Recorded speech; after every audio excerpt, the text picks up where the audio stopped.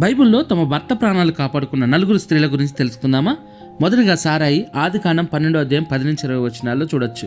ఐగుప్తు దేశంలో ఫరో ఎదుట తన భర్త అయిన అబ్రహామును అన్నా అని చెప్పి తన భర్త ప్రాణాలు కాపాడుకుంది సారాయి. రెండోది సిప్పోరా, నిర్గమకాండము 4వ గమనించవచ్చు. దేవుడు మోషే ప్రాణాలు తీయజూడగా తన కుమారుడికి సున్నతి చేసి మోషేని బ్రతికించుకుంది సిప్పోరా. మూడవ స్త్రీ మీకాలు, మొదటి సమూయేలు గ్రంథము 19వ చూడొచ్చు. తన తండ్రి అయిన సౌలు తన భర్త అయిన దావీదును చంపజూచినప్పుడు ఆ విషయం తెలుసుకొని మీకాలు తన భర్తని సౌలు చేతిలో పడకుండా తప్పించి తన భర్తను బతికించుకుంది.